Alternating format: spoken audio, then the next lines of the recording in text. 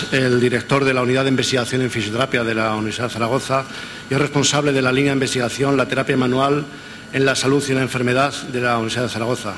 Presidente de la Asociación OMT España y otros caracteres de su currículum que ya ha apreciado Brandi en su presentación. Agradecemos sinceramente su presencia aquí. El título de la conferencia es La terapia manual de la historia pasada al futuro. Nos hablará de la clínica, la evidencia, de la aplicación técnica, de la generalidad a la especificidad y algunas otras consideraciones en una apasionante charla llena de vídeos y de experiencia clínica acumulada a lo largo de sus muchos años de trabajo. Muchas gracias. Tiene la palabra cuando quiera. Sí, muchas gracias. En primer lugar, quiero felicitar al Ilustre Colegio Oficial de Fisioterapeutas de Andalucía por la organización de las jornadas y al comité organizador y al comité científico por haberme invitado.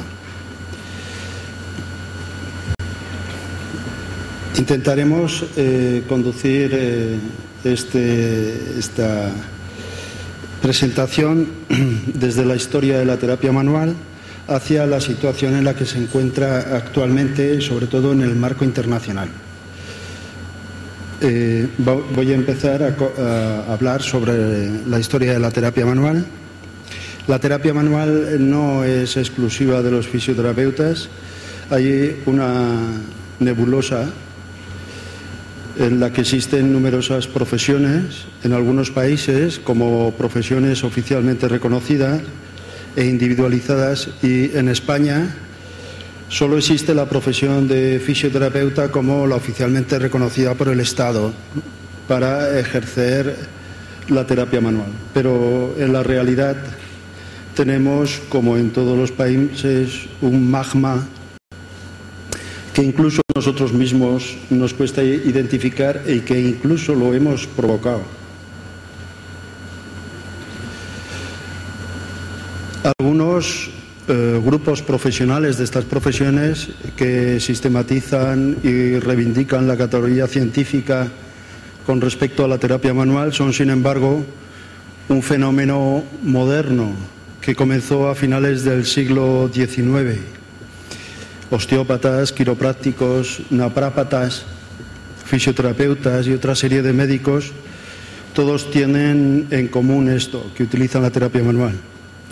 Cada profesión también tiene muy clara la raíz de la mayor parte de sus conocimientos.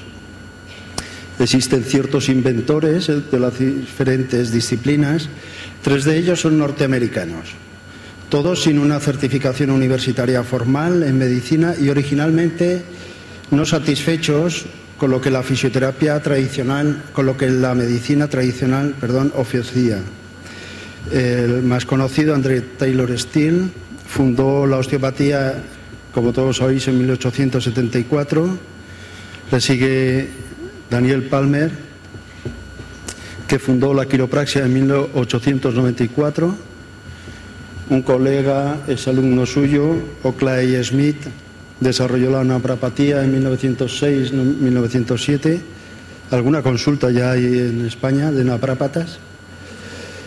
Y no podemos entender el origen de la terapia manual ortopédica sin comprender primero el origen de la fisioterapia. Hay quien dice que el origen se da en 1900, la fisioterapia, como el inicio de asistentes de los médicos. Pero esto no es así, ya que se ha demostrado que la fisioterapia tiene su origen como profesión, ya lo que ahora consideramos como técnicas de fisioterapia, y vienen realizándose desde la antigüedad, pero el inicio de la fisioterapia como profesión creo que es conveniente cifrarla en 1813. La Universidad de Zaragoza, a través de la unidad de investigación que coordino, colabora con el Departamento de Historia de la Universidad de Göteborg y hemos, digamos, ahondado un poco lo que le pretendo presentar ahora. En la actualidad, la terapia manual ha recibido influencia desde la antigüedad, todos lo sabemos. La tracción articular, la manipulación manual, siempre han sido empleados para el tratamiento musculoesquelético desde el tiempo antiguo. Algunos grabados de madera, algunos relieves de piedra, estatuas, ilustran tratamientos de tracción de más de 5.000 años. Hipócrates, el famoso médico griego que nadie ha encontrado su título de medicina, pero en principio se considera que era médico, se lo han apropiado los médicos. Quiero decir, podría ser perfectamente el primer fisioterapeuta, pero no. Todo el mundo considera que es médico y nosotros lo aceptamos, pero en principio es el primer fisioterapeuta conocido. Y esto es bastante interesante, pues el hombre intentaba hacer tracciones, como se ve en realizar tracción de la articulación de la cadera, aquí poniendo en una especie de escala, y esas técnicas están perfectamente registradas. Hipócrates siguió con las técnicas y trató de añadir especificidad. En la Edad Media todo esto está aglutinado por la transferencia de la información de las civilizaciones antiguas a través de los árabes, y es Avicena quien más refleja estas actividades, como la tracción. Y en la Edad Media llega la peste negra y entonces hay miedo por el contacto físico y se abandona el tocar a los pacientes, salvo algunas excepciones como Ovidio o Ambroise Paré, que siguen haciendo tracciones vertebrales. A partir de 1600 se pierde un poco y la práctica de tracción y las técnicas de manipulación pasan a manos de grupo de personas que se dedican pues a recolocar los huesos, los bone setter, o incluso lo que se llama la medicina tradicional o medicina folk, curanderos, brujos. Pero si realmente queremos centrar nuestras referencias, tenemos que referirnos a Link, que es el padre de la gimnasia sueca. Fundó el Royal Central Institute de Gimnasia en Estocolmo, y el objetivo era revitalizar la población sueca con la gimnasia porque aducían esa debilidad, era la respuesta de que habían perdido la guerra. No solamente Napoleón estaba haciendo estragos por aquella época, sino que Rusia le arrebata parte de Finlandia a Suecia y eso lo lleva muy mal. Entonces, inmediatamente montan un sistema de formación para endurecer a los suecos contra el enemigo ruso. El programa de entrenamiento constaba de 2 años de educación física y entrenamiento atlético y 1 año de lo que era el ejercicio terapéutico. Una vez superados los 3 años, se otorgaba el título de director gimnástico. Eran solo hombres y trataban a pacientes como lo que se llama la Suk-Gymnast, que es algo así como la gimnasia de la enfermedad. Hubo lucha con los ortopedas, con los médicos ortopedas, y al final consiguieron dividir la profesión, y esa profesión generó 2 profesiones que ha llegado a nuestros días. Uno son los pedagogic gymnasts, que son los de educación física y deportiva que conocemos ahora, y los otros se convierten en asistentes de los médicos, lo consiguen, y son los medical gymnasts. Los fundamentos de Link tenían 4 ramas. Uno era la gimnasia pedagógica, en el que se aprende a ordenar al cuerpo a que realice lo que nosotros queremos hacer. La gimnasia militar, que era la manifestación del poder que tiene la persona con la ayuda de herramientas externas, las armas, todos lo sabemos, muy vigente hoy. Luego la gimnasia médica, que era la fisioterapia, que lo que se buscaba era una correcta posición de la postura y de movimientos para tratar o aliviar y curar dolores. En esta formación incluía la disección anatómica, la fisiología. Luego estaba la medicina estética, que tenía que ver con lo que posteriormente evolucionaría hacia la psicología y la psiquiatría, todo lo que tiene que ver con pensamientos y sentimientos, etcétera, etcétera. Y, digamos, en la parte central de la diapositiva podemos ver lo que es el engrama de Lin, en el que considera que hay tres factores, lo que son los factores mecánicos, los que son los factores químicos o los medicamentos y los dinámicos, como es la adaptación intelectual al medio. Todo ello, si estaba equilibrado, estábamos hablando de la armonía, lo que era el equilibrio y lo que se entiende por salud. En el momento que ese sistema se desequilibraba, se compensaba con la parte donde no se había descompensado. Esto es una imagen de principios del siglo XIX, donde se ve que nos llamó la atención porque solo había hombres, y entonces pues nos damos cuenta que solo oficiales, nobles y personas de clase alta eran los que podían ser general director gimnástico. Esto, en algunas fotos de los dos tiempos, vemos que se dedicaban pues, a las técnicas de fisioterapia, tal y como las conocemos, tratamiento de estabilización y fortalecimiento, movilización, técnicas de movilización incluso del sistema nervioso, cualquier movilización, y integraban tanto la parte activa como la parte pasiva del tratamiento. A partir de un momento, 1864, 51 años después, empezamos a ver mujeres en las fotografías y se permite a las mujeres poder alcanzar el título de fisioterapeuta. Aquí vemos cómo se preocupan por las técnicas de estabilización o el control de cadenas musculares o las técnicas craneales o técnicas posturales, algo que creemos que es de ahora, pues no. Lleva bastantes años de evolución. Técnicas específicas, como puede ser esta, que consideramos muy actual, como es la inhibición por presión de los puntos gatillo del esternocleidomastoideo para salvar el estado de jaqueca pos una noche de borrachera.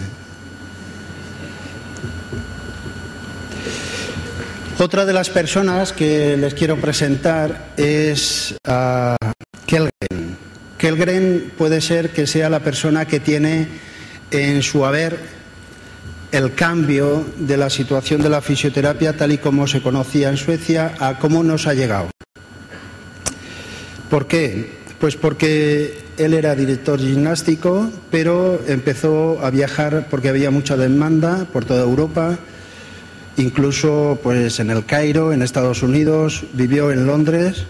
Su hermano se doctoró que lo tienes aquí, Arvid, se doctoró con la tesis, se doctoró en medicina con la tesis La enseñanza del sistema Lean y el tratamiento manual aplicado a la enfermedad desde la medicina y la cirugía. Por otra parte, estamos siguiendo las pistas de este hombre y pues Samuel Lagón Clemens, que esto no le suena a nadie, pero si cogemos el seudónimo que utilizaba para escribir, que es Mark Twain, escribe a su editor y dice que había venido a Europa a tratar una hija que tenía con epilepsia y se trataba con fisioterapia en aquel tiempo, y decía: mi temperamento está sometido a fuertes tensiones esta mañana, porque el sistema Kellgren, bajo el nuevo nombre de osteopatía, se practica en todo Estados Unidos. En 1904, este hombre, Ruger Uttleston, escribe una editorial en un libro, en un periódico, y habla, por ejemplo, que 2 manos de Kellgren valen 50 osteópatas y 50 millones de médicos. Por lo tanto, el tema no es actual, el tema viene de antiguo. Kellgren también fue prolijo, tuvo 9 hijos, 6 de ellos se hicieron directores gimnásticos y una de ellas también luego se hicieron médicos, Anahuta Kellgren, pues se casó con Edgar Cirias, director gimnástico también, y que se hizo médico con la disertación Elementos del tratamiento manual de Kellgren en Londres en 1903. Los conocéis porque son los padres de James Cirias. Esto es la prensa rosa. ¿Esto qué quiero decir? Pues que representa el abandono de la antigua profesión de los directores gimnásticos o fisioterapeutas físicos o medicina mecánica, tal y como se llamaba, es la traducción que se está utilizando, transportando esta información a nuevas profesiones emergentes como pueden ser pues la medicina ortopédica, la osteopatía, la quiropraxia, sin olvidar que nosotros también venimos de la raíz, de esta raíz, la fisioterapia. Algunos escritos, Betú en 1842 habla ya de la manipulación, Richter también del sistema médico, del sistema sueco de medicina gimnástica, o Enrehoff que habla sobre los tratamientos manuales. Bueno, Gergi publicó en francés y acuñó un nuevo término que es kinesiterapia. En 1847. Quiero decir que casi todos eran miembros del ejército, casi todos eran tenientes. Esto es importante porque había bastantes colaboraciones en el aspecto castrense y es por lo que también se ayudó a mover. Y una de las publicaciones que a mí más me llamó la atención y que la he leído, tengo una fotocopia para el que le interese, es la primera que se publicó en Estados Unidos y es el movimiento Cura. Entonces estamos mirando a ver quién es este C.F. Taylor, que tiene grandes posibilidades de ser familiar de Andrew Taylor Still. Lo que pasa es que se ha borrado la información. ¿Por qué? Pues no lo sé. Pasamos a lo que nos interesa a nosotros, que es la terapia manual ortopédica. Pues la terapia manual ortopédica, tal y como se conoce en el mundo y en España, es un área de la especialización de la fisioterapia en terapia manual. Integra la información y la experiencia de la fisioterapia clásica de Lean, más la educación física, más la medicina deportiva, más la medicina ortopédica, más la osteopatía, más la quiropraxia. Destina, pues tanto, el objetivo es tratar las disfunciones neuromusculoesqueléticas y se basa en el razonamiento clínico, la evidencia científica, la evidencia clínica y sobre todo tiene un abordaje biopsicosocial. La persona se trata según quién es y su entorno, no qué es lo que tiene. Se utilizan enfoques de evaluación, diagnóstico y tratamiento altamente específicos, incluidas las técnicas manuales, los ejercicios terapéuticos y considera el enfoque biopsicosocial, como he dicho anteriormente, en cada paciente por individual. En la actualidad, la OMT ha ido evolucionando y tenemos que hacer este pequeño cuadro para, de alguna manera, argumentar nuestra evolución o la evolución de las personas que han instituido la IFON, entre ellos Freddy Kaltenborg. Digamos que surgimos en Suecia en 1813. Ahí se separan las dos profesiones. Nosotros seguimos en el tema del masaje terapéutico. James Menel, que estaba por ahí también, ayuda a las técnicas de terapia manual ortopédica y se vuelven a encontrar otra vez con las formaciones de educación física por la integración de personas que aportan el componente dinámico que se había perdido. Entre ellos, pues, las personas que veis aquí y, sobre todo, Olaf Ebjen. En 1965 se une a la formación y se habla de OMT sistema nórdico, donde había elementos activos y pasivos. Estas personas solían veranear en España, en Gran Canaria. En Gran Canaria han estado dando formación durante muchos años. En Gran Canaria se reunían y hablaban de que no se puede ir cada uno por su lado. Y pues hablaron las personas, integraron los conocimientos y en 1974 crean la iPhone. En 1976 ayudan a crear la WCPT, pero realmente querían algo más específico y crearon la iPhone. Pues ¿quién? Personas como pues Kaltenborn, Mackenzie, Maitland, Cirias. Todos ellos tenían un objetivo: crear unos estándares de calidad formativos, que cada uno no dé lo que quiera, sino que se creen unos estándares de formación.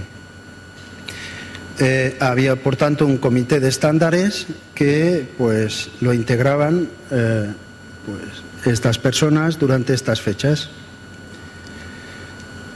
Por lo tanto, si nosotros queremos entrar en el modelo formativo y evolutivo, pues vemos que tenemos formación de Lean, tenemos formación de Menel, de Cirias.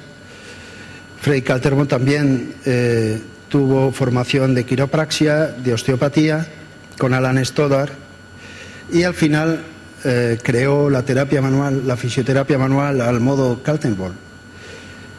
¿Qué quiere decir esto? Pues que un fisioterapeuta no debe perder la identidad como fisioterapeuta, es fundamental, sino que integrar los conocimientos nuevos sin tener que cambiarnos de nombre. Esto es muy importante. Bueno, pues seguimos con estructuras. La WCPT es la organización no gubernamental que regula la Confederación Mundial de la Fisioterapia, donde están todos los países. Hay una serie de subgrupos y uno de ellos, que se dedica a la terapia manual, es la iPhone. Hay una serie de países y nosotros estamos como miembros oficiales. España es miembro oficial de iPhone y tiene los estándares de formación desde el 2005. Y esa formación se da de manera reglada a través de un máster.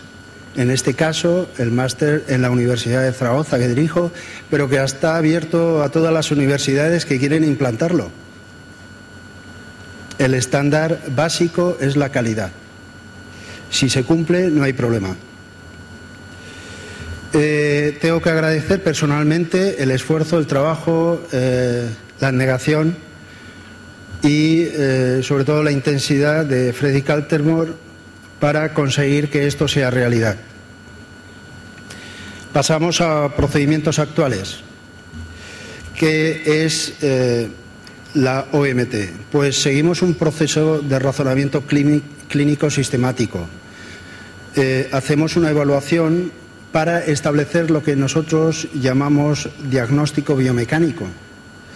Hasta ahora el proceso era hablar de diagnóstico de tipo cervicalgia, lumbalgia, y esto no nos sirve, esto no es específico.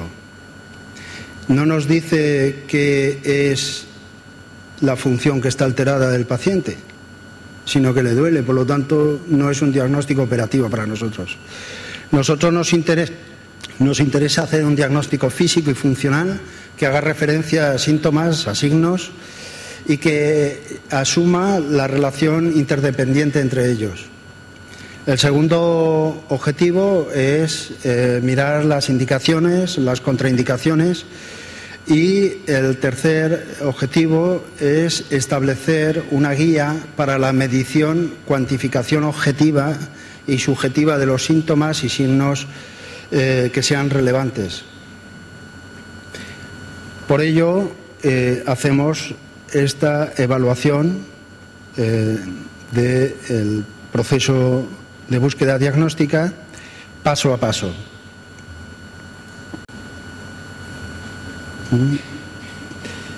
Al final habrá un diagnóstico provisional que se confirmará o se detraerá con un tratamiento de prueba, y ese tratamiento de prueba llegará a un diagnóstico fisioterápico actual. Una persona, si hoy tiene una cosa, mañana no tiene la misma cosa. ¿De acuerdo? Y en terapia manual ortopédica solamente hay 3 posibilidades. Estoy mejor, estoy igual, estoy peor. Y es fácil.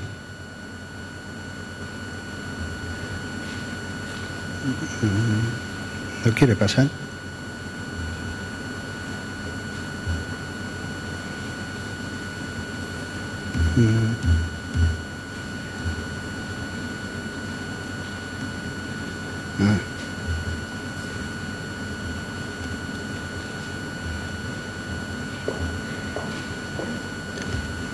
No sé qué le pasa.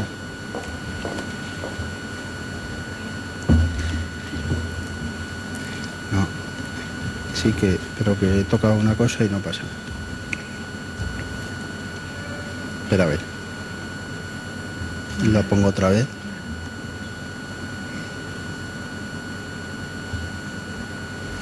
A ver. Sí, suerte. Ya está puesto. Vale.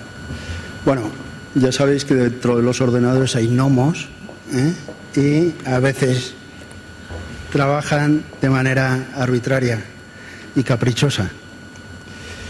Bueno, no voy a hacer todos los puntos, sobre todo los más interesantes. El punto 4, por ejemplo, para hacer una exploración de la correlación de los síntomas en relación directa al segmento de la estructura de donde proceden. En primer lugar, y por importancia, siempre hay que hacer una exploración del sistema nervioso para saber cómo, si está afectado o no. Entonces, lo que se hace es una puesta en tensión selectiva de los tejidos. Se eleva el hombro, por ejemplo, en un caso de exploración en la zona de la cintura escapular, y se baja un poco más abajo de la aparición de los síntomas, y en ese momento se hace una tensión selectiva de un sistema periférico, y si se afecta quiere decir que el sistema nervioso estamos provocando o aliviando los síntomas. Ese es el modelo de búsqueda. En cuanto al tema muscular, es lo mismo, el procedimiento es lo mismo. Aquí es cuando realmente conseguimos saber si esto va o no va. ¿Dónde está mi... Ahí. Ahora... Ahí. No sé dónde estoy. Ahí. Me acabo de encontrar esto. Vale. En este caso vamos a mirar un dolor o hipomovilidad en la flexión de hombro, y vamos a hacer la localización muscular al estiramiento. En primer lugar vamos a mirar el pectoral mayor. Vamos a ver si funciona. Ponemos en tensión selectiva el pectoral menor, no os imaginéis otra cosa. El redondo mayor, en este caso. Luego miraremos la porción larga del tríceps, buscando una tensión selectiva por debajo de la expresión de los síntomas, y finalmente le pediremos al paciente que flexione las caderas para hacer un estiramiento del dorsal ancho. Entonces podemos seleccionar el músculo que está afectado, tal y como seguimos los postulados que ya nos enseñó Sharman. El modelo, por ejemplo, de dolor e hipomovilidad en flexión de hombro, pues por ejemplo en la articulación glenohumeral vamos a hacer lo mismo, pero con la articulación. En este caso miramos a ver la glenohumeral, y en el caso que duela bajamos por debajo de los síntomas, y posteriormente, ayudando, hacemos un pequeño movimiento en la escápula, y si hacemos una báscula espinal y aumenta el dolor, el problema no es de la articulación glenohumeral, tiene que ver con otros elementos. Lo mismo en este momento, entonces ya sabemos que a través de la provocación y el alivio nosotros podemos saber si cambian los síntomas, si hay una correlación con la articulación glenohumeral o, por el contrario, está en correlación con otros síntomas. Una vez que esto sabemos que estamos en la articulación, hacemos el juego articular. En este caso, lo que hacemos es un movimiento siguiendo los principios de tracción, compresión, deslizamiento dorsal, deslizamiento ventral,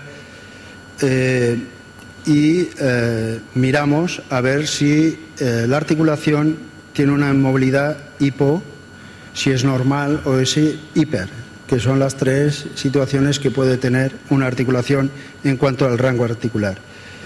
Y vemos la estructura, si la articulación es fisiológica y si da síntomas. En cuanto al modelo de calidad y cantidad de los síntomas del juego articular, buscamos los movimientos de tensión de las articulaciones. En la primera parte, el grado 1 nos va a enseñar el despegamiento de las superficies articulares. Posteriormente, la puesta en tensión de los elementos laxos, los elementos no contráctiles, y finalmente la puesta en tensión. En base a cuando aparezcan la primera parada, en la zona de transición, hablaremos de que es una articulación normal, una articulación hipomóvil, porque tiene la misma representación de esa estructura, pero un poco antes, o hiper. Quiere decir que aparece esos topes mucho más allá.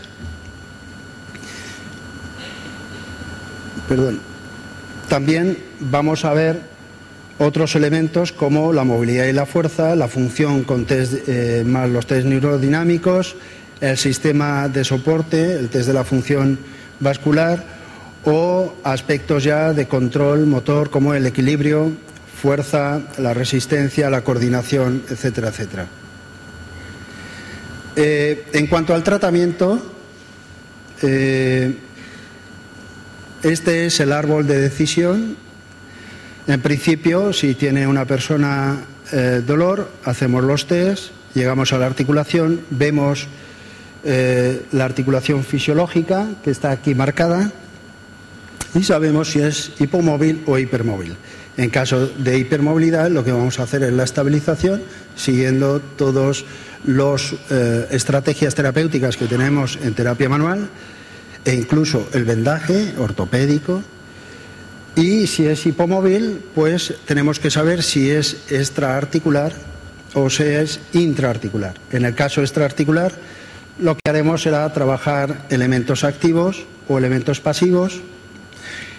Y si es intraarticular, en pequeñito pone extraarticular porque tampoco podemos despreciar la posibilidad de que también la parte extraarticular esté afectada. Pero la importante, la que nosotros nos quedamos, la que expresa los síntomas, es la primera, la intraarticular.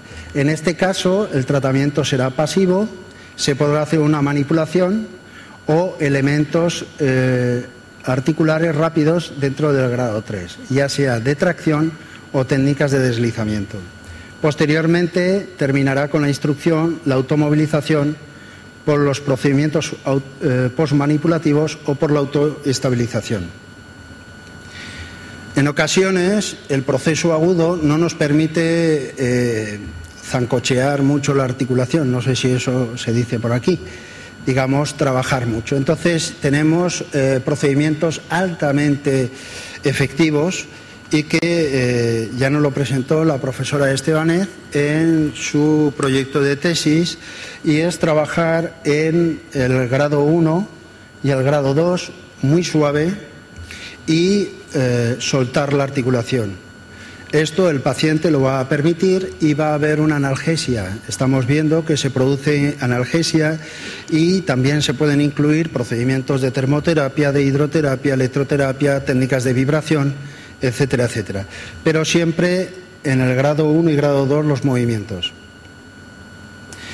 En el caso de que la hipomovilidad extraarticular sea un proceso de disfunción de las estructuras contráctiles, o lo que es lo mismo, una hipomovilidad miofascial, las técnicas como el masaje funcional, la punción seca o el estiramiento de los compartimentos es lo que está indicado. En el caso del masaje funcional es una técnica que lo que hace es trabajar selectivamente solo un sector muy específico del músculo, preservando el resto de la función que nosotros estamos implementando.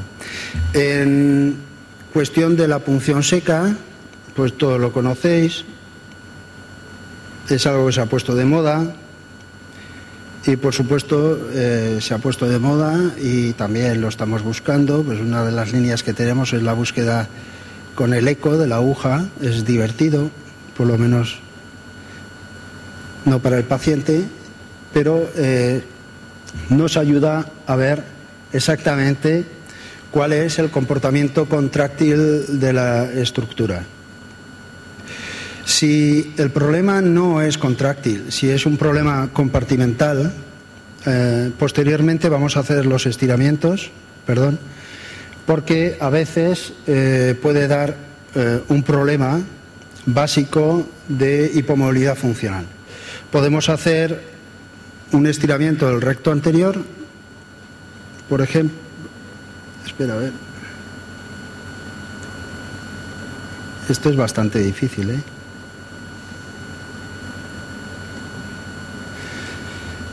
Y lo que hacemos es, primero, fijar las estructuras que no queremos que entren en el juego del estiramiento, fijamos bien la articulación de la cadera y posteriormente, en relación directa de la información que nos está dando el paciente, del feeling del estiramiento, hacemos las técnicas de estiramiento con participación en la acción, quiero decir, contracción de los agonistas y luego estímulo de los antagonistas. Las palmaditas es para estimular a los antagonistas, no creáis que es otra cosa. Si el problema de la movilidad tiene que ver con el proceso compartimental, no es un problema contráctil, tenemos también la técnica de fibrólisis, que lo que permite es despegar los elementos compartimentales. Y lo que hacemos es ir separando para que cada músculo o cada grupo muscular haga su función. Si están adheridos con el otro, pues realmente el juego de los compartimentos musculares no se puede realizar. Esta es una técnica que también es conocida, aunque está mal utilizada porque, como cualquiera puede dar formación, la persona que lo recibe lo único que hace es hacer pasar un mal momento al paciente y no utilizar el efecto de la técnica. Pues bueno, hay mucha gente que conoce los ganchos, pero realmente lo único que hace es dolor. Realmente la aplicación de los ganchos no tiene que provocar dolor, ¿verdad? Las técnicas extraarticulares, por tanto, ya hemos visto que también se pueden hacer pasivas. Las vamos a hacer con técnicas de movilización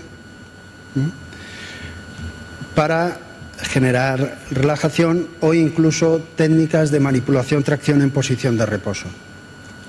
En este sentido, lo que se hace es buscar el grado 3 de tracción y mantener un tiempo para ir progresando hacia posiciones submáximas en el sentido de la restricción, siguiendo la regla cóncava-convexa. En la movilización articular seguimos los principios de la artrocinética, tanto el movimiento de rodamiento de un hueso que genera el deslizamiento asociado de la articulación. Por ejemplo, durante el tema de la flexión tibiofemoral, la tibia se rueda dorsal y desliza hacia atrás. Cuando existe una hipomovilidad, el primer componente, el componente de deslizamiento, se ha perdido, por lo tanto el rodamiento lo que hace es provocar la compresión y provocar el dolor. Nosotros hemos abandonado las movilizaciones rotatorias y movilizamos de forma traslatoria, aprovechando todos los elementos mecánicos y de ayuda para ir haciendo el mayor efecto con la mayor consideración ergonómica para el fisioterapeuta. A medida que vamos ganando en tracción, podemos ir ganando en flexión sin forzar la flexión rotatoria. La manipulación. La manipulación es uno de nuestros elementos clave. Realmente puede existir la manipulación rotatoria y la manipulación traslatoria. Nosotros abandonamos en el año 79 las movilizaciones rotatorias y haciendo solamente las traslatorias, las que controlamos el vector de movimiento, tanto en deslizamiento o en tracción en posición de reposo. ¿Por qué? Porque son seguras y son efectivas. Se aplica corta amplitud y poca fuerza. Poca fuerza. Si tienes que hacer mucha fuerza, no estás en buenas condiciones biomecánicas y lo que estás haciendo es un pulso al paciente. Nosotros utilizamos las técnicas de osteopatía. Estos son los diferentes libros de Kaltenborn que este es de 1948, donde hacía palancas largas. Este es de 1962, el del medio, donde ya hace presas más cercanas, es la misma técnica. Y el impulso ya lo hace Asia en 1979, dicho, en las extremidades. Este es el último libro donde las fijaciones son muy cortas y la tracción es muy específica. Esta es la maniobra del $1.000.000 que le dicen.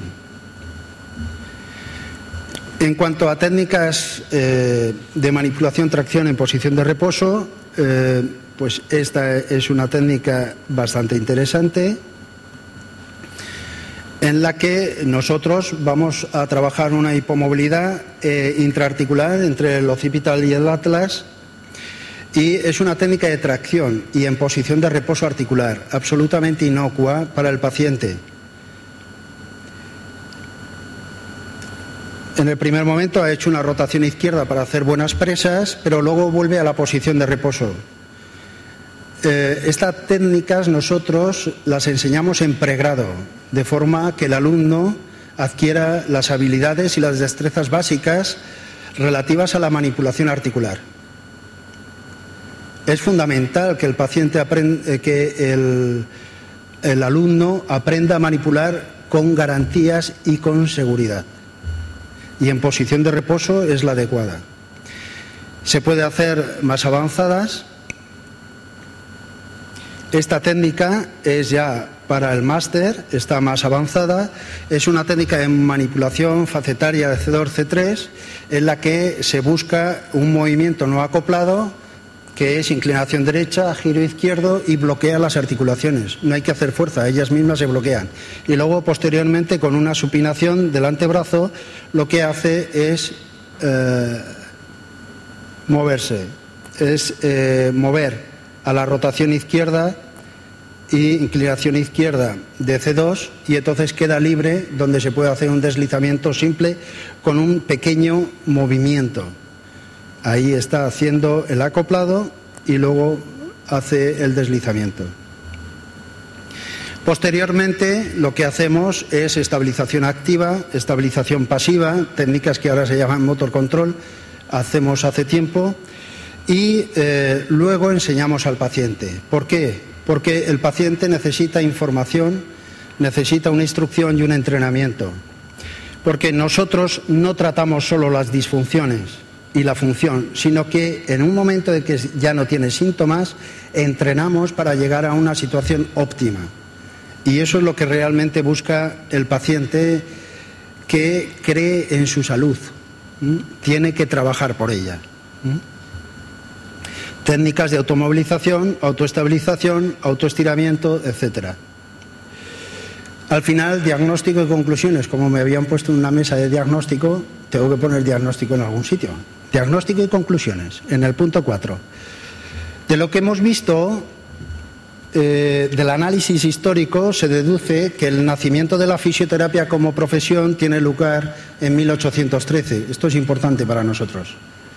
La fisioterapia manual evoluciona desde la medicina mecánica a través del racionamiento clínico sistemático, la evaluación, el diagnóstico y el tratamiento de prueba de los síntomas del paciente. Y de ello va la fisioterapia funcional, eliminando todas aquellas técnicas que puedan suponer un riesgo potencial para el paciente. La fisioterapia manual ortopédica aglutina todos los conocimientos de acuerdo a la evidencia científica y, sobre todo, evidencia clínica, tanto de la osteopatía, la quiropraxia, la educación física y el deporte, dándoles un cuerpo de conocimiento propio, y está avalada por los estándares educacionales acreditados por la IFON para cada país. OMT España cumple estos estándares, tanto de la formación como de la supervisión periódica que hace la IFON, permitiendo para ello que a los fisioterapeutas españoles se puedan formar de forma especializada según los criterios que marca la WCPT y la IFON. El tratamiento actual de OMT sigue un abordaje psicosocial, biopsicosocial, en el proceso del paciente, y que éste va siendo autor pasivo y progresivamente activo y responsable de la evolución de su salud. El proceso no termina en la curación de los síntomas, sino al alcanzar un estado óptimo de salud a través del entrenamiento y de la función. Os presento a Anders Ottosson, con el que trabajamos y hacemos un peroratio. Y para cerrar la presentación, podemos decir que la escasez de conciencia histórica es un estado mental casi exclusivo de los fisioterapeutas. Son probablemente el único grupo con ambiciones profesionales que no hacen uso de la historia para avanzar hacia el futuro. Médicos, enfermeros, quiroprácticos, osteópatas hacen lo contrario. Alimentan su pasado para otorgar poderes a sus identidades profesionales, sabiendo perfectamente que el conocer la propia historia es una herramienta excelente para tratar de controlar el presente. Considerando que los fisioterapeutas del siglo XIX creían la prescripción de movimiento, manipulaciones y actividad física en su papel en el tratamiento de las enfermedades, actualmente es un tema de interés de disertación sobre cómo esta sociedad, con el modelo de vida industrial, la tensión, la crisis, y muchos profesionales reclamando estatus científico, tratando a los mismos clientes como hacen los fisioterapeutas, sería interesante ver cómo los fisioterapeutas actúan o reaccionan. ¿Buscarán apoyo histórico o tratarán de valerse por sí mismos sin un apoyo seguro en el pasado? El tiempo lo dirá.